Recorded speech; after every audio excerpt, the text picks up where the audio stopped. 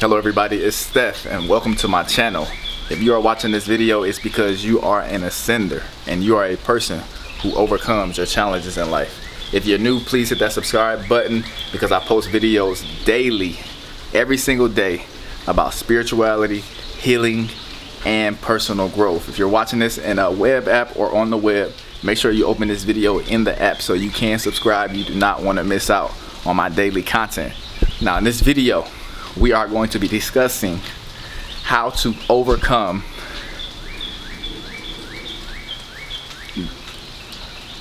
emotional trauma from being brought up in an emotionally dysfunctional family.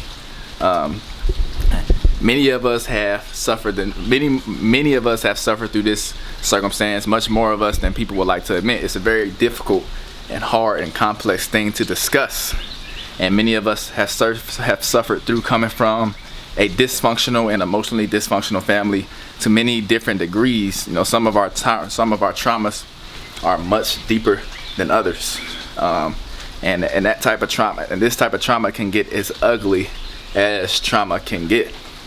And overcoming this is a very complex, but also a very practical thing once we understand the unique barriers that stand in our way and how to overcome those unique barriers. Now, what are the unique barriers and challenges as it pertains to overcoming coming from an emotional dysfunctional family, or just coming from a dysfunctional family as a whole? Okay, so the first unique barrier and challenge is trying to make an amends. Now, in some instances of our trauma and coming from a dysfunctional family, an amends is not feasible. It could be possible, but it even may come at some cost. In some of our dysfunctional families, an amends is possible, but it's just difficult. And that's what I'll be discussing starting there. You know, I'll tell you personally, I come from a single parent household, a broken family. I had a very strong, powerful, and courageous mother who was able to raise me and my two older brothers by herself, and be a great provider. But my father, not so much. He went through his own difficulties in life, and I won't get into specifics, but he wasn't there. He wasn't there. And, you know, because of that, you know, me and my family just incurred a lot of emotional heartbreak. And, you know, sadly, we did kind of go on and continue with life to be very emotionally isolated. We all kind of dealt with the impact of a broken home in our own unique and individual ways. We never really discussed our issues or our problems. Nobody ever really discussed their heartbreak. We kept all of that stuff to ourselves, and we never really had any conversations about anything that was pertaining to what someone was feeling inside. And often, when it came to discussing serious things of that sort, people would shut down.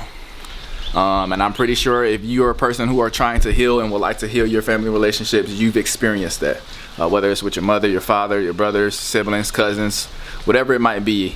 If you've come from a dysfunctional family and you're the one who tries to make the effort to heal and resolve these things while everyone else wants to ignore it, you've experienced the shutdown that you get from your family. It's very real. And that is the first unique challenge of trying to overcome the trauma of being from a dysfunctional family, or, you know, coming from a dysfunctional family. Trying to get your family on board with healing, because not everybody wants to confront that pain. Not everybody wants to confront the pain inside of them. Not everybody wants to confront the internal struggle that they suffer through daily. And for some people, it's much easier to just ignore it, to pretend like it doesn't exist, to never address it, to never acknowledge it, to never talk about it. And the unfortunate result of this is that, you know, when we never address it, when we never confront it, we can never heal. Because we won't acknowledge it, we cannot heal from it. It does not go away because we pretend it doesn't exist. It does not go away because we won't talk about it. But what, I'm sorry, my mic fell off the camera. Let me make sure that's tight. But what does happen is that it just becomes repressed. And then that repressed toxic energy from not healing, it simply becomes a part of our identity. And after that, it simply becomes a part of the lens from which we perceive and respond in life. So it affects the way that we perceive situations in life, and it affects the way we interact in situations in life. It affects the way we communicate. It affects the way we think. And it affects, like, generally our overall experience in life. So that is the danger of not confronting our trauma. That is the danger of not acknowledging our trauma. That is the danger of not resolving our trauma. And it is possible for us to heal, but unfortunately, if the people that we love do not want to address the trauma or the brokenness or the dysfunction, then they will not receive the healing. And you may, but your family may not, or your family may not, or your family might and you may not, if it's you who does not want to address it. So that is the unique challenge. And I would tell you from experience that, if your family is dysfunctional and they don't actually work to heal the dysfunction, when you initially address the dysfunction and you start talking about wanting to heal it and air things out and put everything on the table, uncover everything, you're going to get some nasty backlashes and responses, especially from your parents, especially because, they feel like they've provided for you your whole life, and more than likely they would feel, if they don't want to address it, they are going to feel like you should just be grateful for the things that they did do and that you did have, which you should. But that doesn't mean, you do not need to be discouraged, because that doesn't mean that you should not want better for your family, that you should not want the pain and brokenness to be healed. You're the courageous one. So I want to encourage you to let you know that you're the courageous one, and the reason that they aren't where you are and trying to heal, or you aren't where someone else is and trying to heal, is because of fear. It's either you or them are a fear of approaching or addressing or acknowledging or confronting the truth about the brokenness that exists.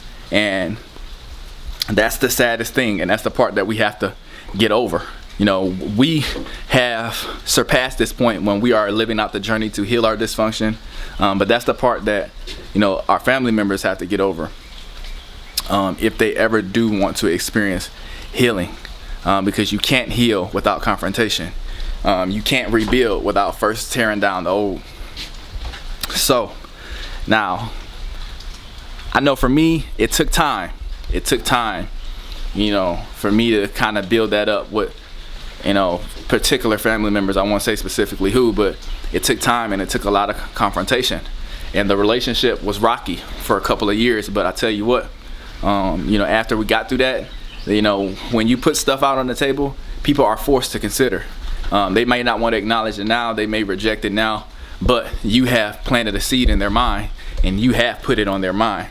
And they may not respond appropriately or in a healthy way initially, but eventually you keep bringing that up about healing our trauma, healing our dysfunction, and over time it will begin to positively unfold, because nobody wants to be broken.